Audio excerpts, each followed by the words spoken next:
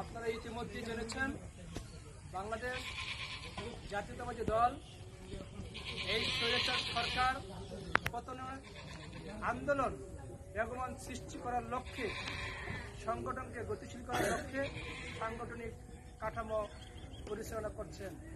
তারই ধারাবাহিকতায় আমরা সুন্নত চরবংশী ইউনিয়ন স্বেচ্ছাসেবক দল আমার বিপ্লবী সহযোদ্ধা খান মোহাম্মদ রুহুল আমিন খান সহ আমরা সুন্নত চরবংশী ইউনিয়ন স্বেচ্ছাসেবক দলের 1 থেকে 9টি ওয়ার্ডের নেতৃবৃন্দকে আমার উদাত্ত আহ্বান জানাচ্ছি, আপনারা আগামীতে আন্দোলন সংগ্রামে বেগবান থাকবেন এবং সক্রিয় থাকবেন।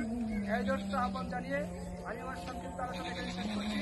শহীদ জিয়া মঠক, খাদিজা জিন্দাবাদ, তারেক জিন্দাবাদ, শাহরিয়া ফসল ভাই আর্মি জিন্দাবাদ, জওয়ান আবু জাহিদ জিন্দাবাদ।